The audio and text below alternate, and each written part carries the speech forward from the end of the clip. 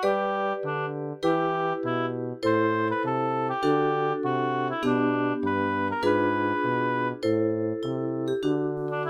9일) 주연후 제1주 주일을 위한 말씀 나눔을 시작하겠습니다. 오늘은 사도행전 8장 14절부터 17절 말씀을 가지고 성령의 임재라는 제목으로 말씀을 나누겠습니다. 2022년 마가교회 표어는 꾸준한 일상, 행동 강령은 주님과 그리고 모두와 함께하는 하루입니다. 2022년 기도문을 따라해 주시기 바랍니다. 우리에게 늘 신비로운 새로운 하루를 허락하시니 감사합니다. 우리가 만나는 모든 이들에게서 그리고 모든 것들에서 주님의 온기를 느끼게 하소서. 예수 이름으로 아멘. 사도행전 8장 14절부터 17절 말씀 읽어드리겠습니다. 예루살렘에 있는 사도들이 사마리아도 하나님의 말씀을 받았다 함을 듣고 베드로와 요한을 보내매 그들이 내려가서 그들을 위하여 성령 받기를 기도하니 이는 아직 한 사람에게도 성령 내리신 일이 없고 오직 주 예수의 이름으로 세례만 받을 뿐이더라. 이에 두 사도가 그들에게 안수함에 성령을 받는지라. 아멘. 오늘은 주연후 제1주입니다. 서방교회에서 12월 25일을 성탄절로 예수님의 육신이 태어난 날을 기념하는 날로 치자면 동방교회는 1월 6일을 주현절로 지킵니다. 에피파니라고 하는데요. 예수께서 세례받으신 날로 예수께서 공생애를 시작하신 날로 주현절의 시작을 알리는 것입니다. 오늘 주일 성서 일과 중에 다른 본문이 누가복음 3장인데 이 부분에 예수께서 세례를 받으신 이야기가 나옵니다. 그래서 오늘의 제목을 성령의 임재라고 정했습니다. 누가복음 3장 21절부터 22절 읽어드릴게요. 백성이 다 세례를 받을새 예수도 세례를 받으시고 기도하실 때에 하늘이 열리며 성령이 비둘기 같은 형체로 그의 위에 강림하시더니 하늘로부터 소리가 나기를 너는 내 사랑하는 아들이라 내가 너를 기뻐하노라 하시니라. 아멘. 예수의 공생애를 출발하는 대표적인 사건이 세례 요한으로부터 예수가 세례를 받은 일입니다. 그런데 그 세례의 장면에 성령이 비둘기같이 임한 것과 하나님의 음성이 들렸다는 것으로 삼위일체의 하나님의 임재와 표출을 나타내고 있습니다. 오늘 본문은 사도행전 본문인데요. 이미 오순절 다락방에서 성령의 임재를 받은 제자들이 활동하는 이후로 지금 사마리아에도 복음이 전파된 사건을 기록하고 있습니다. 예수의 제자 빌립이 사마리아에서 전도한 이야기가 12절부터 나오는데요. 읽어드리겠습니다. 빌립이 하나님 나라와 및 예수 그리스도의 이름에 관하여 전도함을 그들이 믿고 남녀가 다 세례를 받으니 시몬도 믿고 세례를 받은 후에 전심으로 빌립을 따라다니며 그 나타나는 표적과 큰 능력을 보고 놀라니라. 지금 이것이 오늘 본문의 앞절에 있는 내용으로서 빌립이 사마리아 지역에 전도를 하고 큰 이적과 능력이 벌어지고 있음을 나타내고 있습니다. 이 소식을 들은 예루살렘에서 이제 사마리아에도 하나님의 복음이 전파되고 있으니 우리가 그대로 있어서는 안 되겠다 하면서 그들을 위하여 사마리아 사람들을 위하여 성령 받기를 기도했다고 했습니다. 이미 빌립이 예수 그리스도의 복음을 전하고 세례도 베풀고 이적과 큰 능력이 나타났는데 아직 무엇이 모자른 것이 있나? 지금 구절을 보자면 성령의 임재가 아직 모자르다고 볼 수 있는 것입니다. 16절에 이는 아직 한 사람에게도 성령 내리신 일이 없다. 성령의 임재는 그동안 경험했던 권능이나 표적과도 다른 것인가? 이런 생각을 하게 됩니다. 오직 주의 이름으로 세례만 그들이 받았다는 것입니다. 세례는 성령의 임재와 다른가?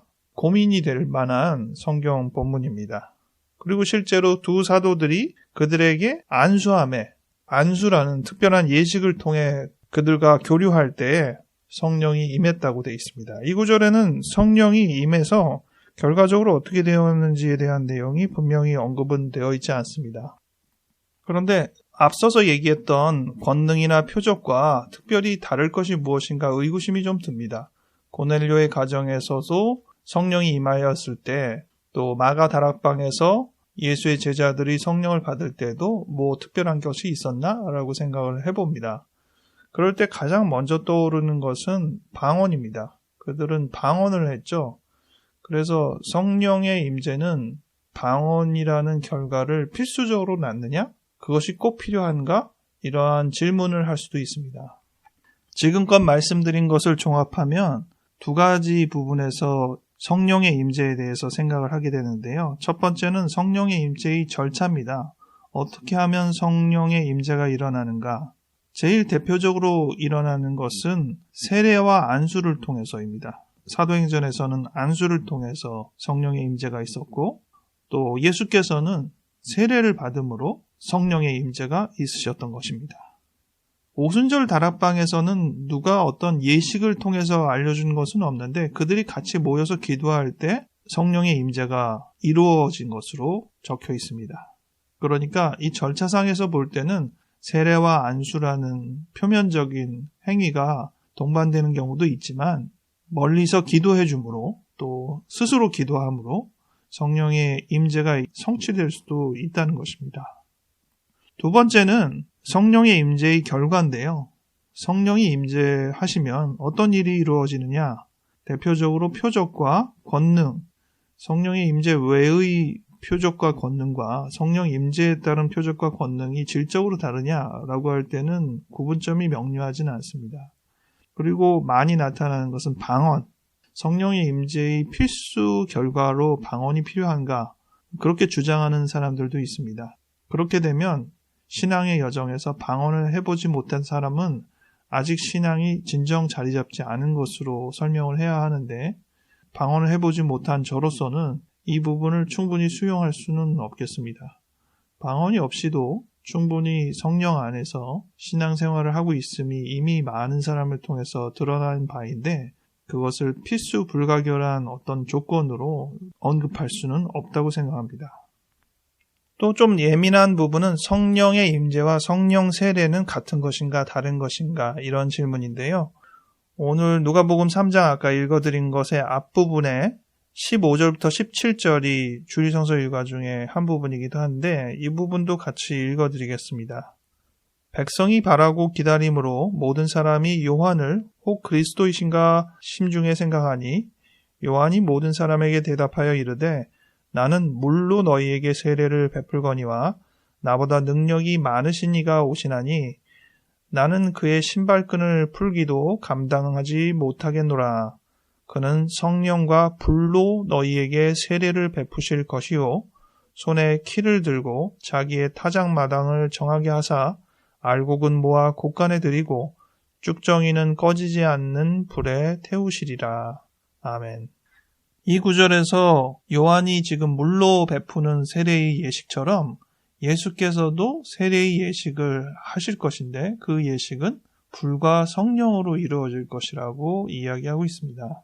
구체적인 성령 세례라는 단어가 언급될 수 있는 문장이 되었죠. 성령 세례라는 표현을 정확하게 할 수 있는 성경은 신약에서 한 군데 더 있긴 합니다.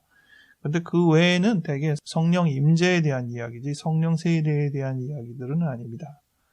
세례는 인간적인 의식으로 몇 차례 반복될 수는 있어도 본질상 한 번이라고 생각하는 편입니다. 인간이 한 번 태어나는 것처럼 세례도 한 번으로 족하다고 생각합니다. 나머지는 그냥 기념에 불과한 것이지 진정한 세례는 한 번이라고 보는 것이죠. 마찬가지로 성령의 임재는 여러 번 있겠지만 성령 세례는 일생에 한 번, 중요한 시점에 한 번이라고 생각하는 편입니다. 예수께서 세례 요한의 세례를 받으며 성령이 비둘기같이 임한 그 순간이야말로 예수님의 생애에 한 번 있는 성령 세례의 시점이라고 할 수 있겠습니다.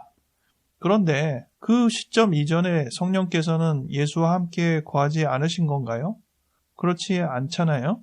성령 하나님께서는 늘 우리와 함께 계시는데 세례를 베풀기 전에는 안 계시다가 그 이후로만 계시고 이런 것이 아니니까 그렇다면 성령 세례는 무엇이냐? 근본적인 질문을 다시 하게 됩니다.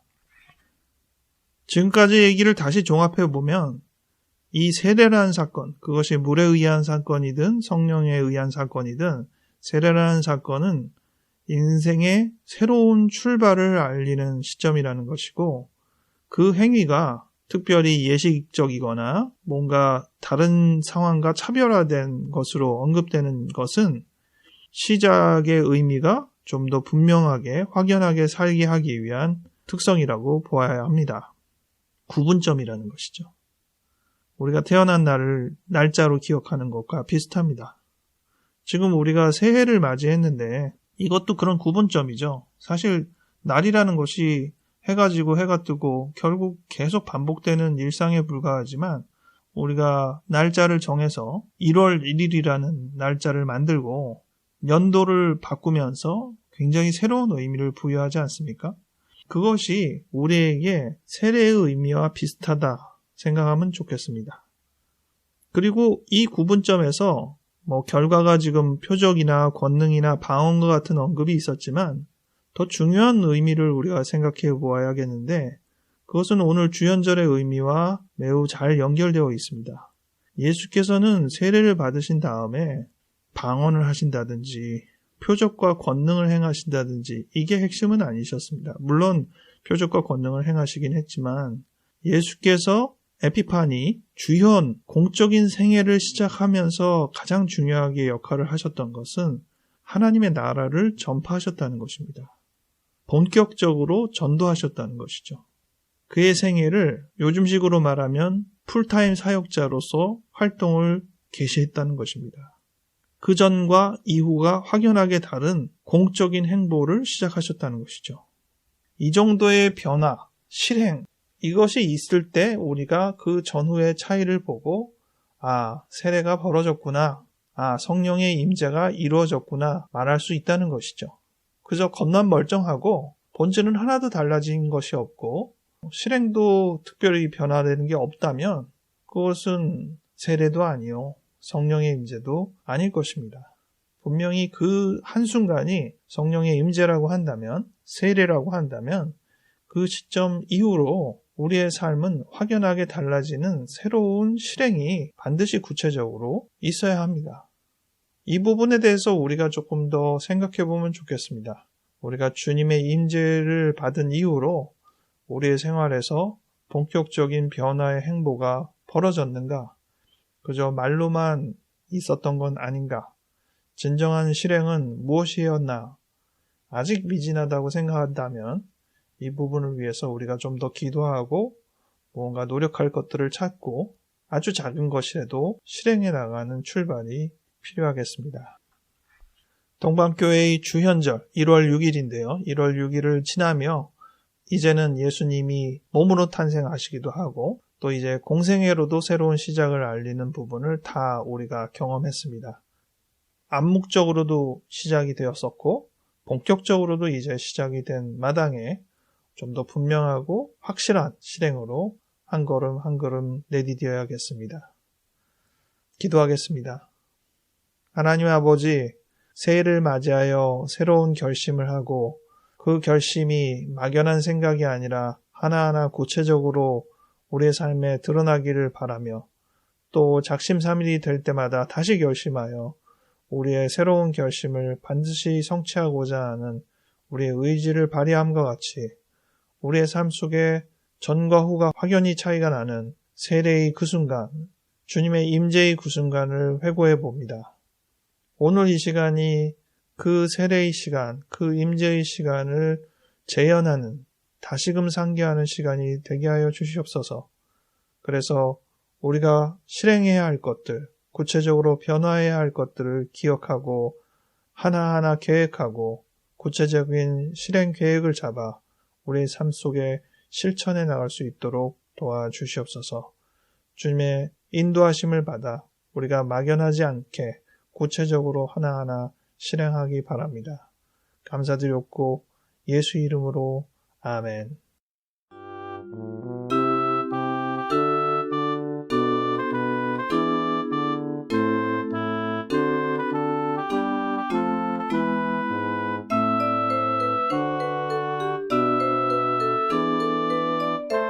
1월 달의 두 번째 주일입니다.